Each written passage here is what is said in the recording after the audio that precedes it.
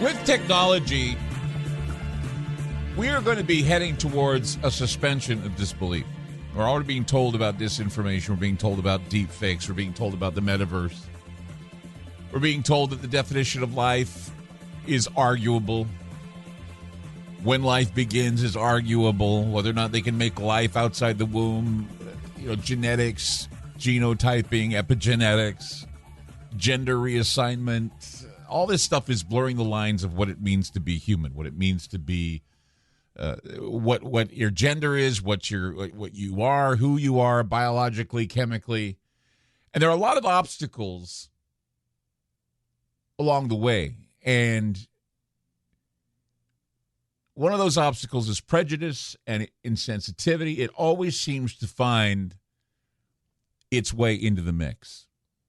We're always defining and redefining the nature of humans, whether it be sexually or physically or spiritually, religiously, politically.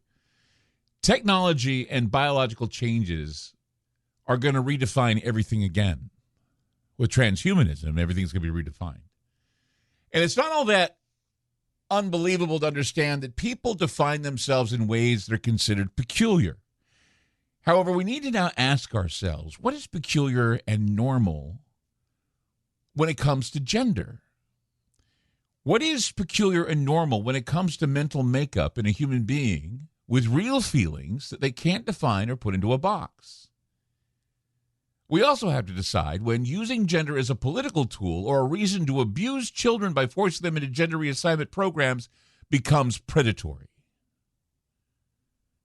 There are also debates about whether trans females should be able to compete with other females in competitive sports. But to bring up any of these issues basically creates a hostile response from those who see themselves as progressives. Many of them are not trans, but are trans fetishists who see this as something that is hurtful and insensitive. I remember when J.K. Rowling made her statements about women's rights and how transgendered men converting to women, competing in women's sports was something that and immediately that was addressed. It was attacked. But something like that, I look at that and I say, there's something wrong with that. And I think it needs to be addressed. And I think that, we need to kind of put aside prejudice for a moment, put aside bigotry for a moment, put aside our intolerance for a moment. Because certainly those that constitute the more radical activists in this transgender movement behave like cultists. They behave just like cultists and are just as willing to ignore reality as any member of an even most bizarre religious cult. Now, there are a great deal of questions regarding just who's behind this international trans agenda and what their end game is, or why almost every organ of power is now supporting the mass delusion that is this, quote, transgender movement, end quote. It's becoming an obsession. It's an obsession that is too overreaching for such a small group of people in this world. What on earth is facilitating transgender youth to become part of a radical transgender activist group? I mean, it's difficult to address this issue without investigating and speculating on the reasons why governments all over the Western world are pushing so hard now. In fact, people have said, when they saw that I was going to talk about this, they say, why is it now this is such an issue?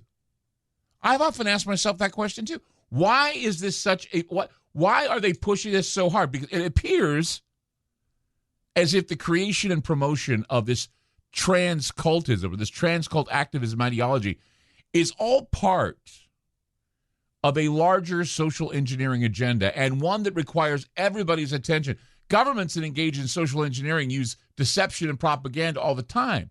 They don't tell people why they're doing it. They just do it. And again, people like me, who I consider myself pretty open-minded, I consider myself pretty socially liberal in a lot of regard.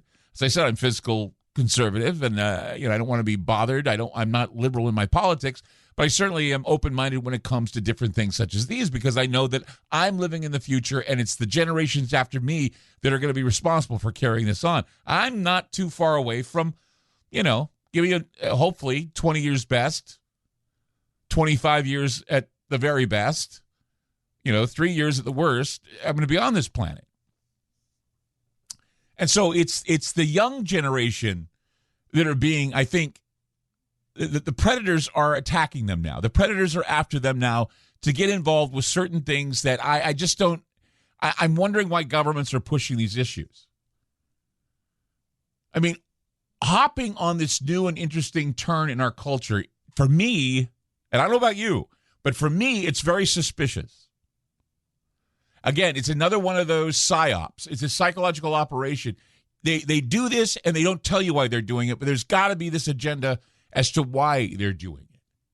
I don't see it as a woke movement, but it's a movement of abuse that takes young people who are confused about their gender and puts them on the docket for some sort of warped recruitment scheme. This is called being gamed. And if you want to know, it's called being groomed. You groom and you game. That's what it is. You groom, you hunt your game, you bag your game.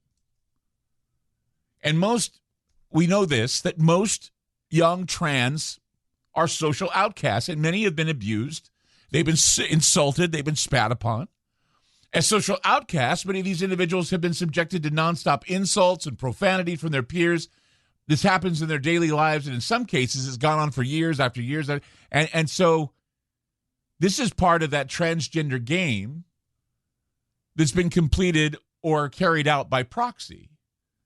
And then we have these transgender leaders and activists that just swoop down like vultures. They're already troubled. They're already beaten. They're already wounded. So they go after the wounded minds and they start rebuilding them with their new trans identity. And I'm sure some feel that they're acting like saviors and that, we're giving them hope and love. But it can also be said that they're acting like vampires. They're waiting to pounce on what is left of a human being that is unhappy and abused. And so we have all this propaganda, pro-trans coverage in the media. Hollywood also swoops down out of the shadows as well. And this is what we have. But the agenda and why this agenda is being carried out is still the mystery.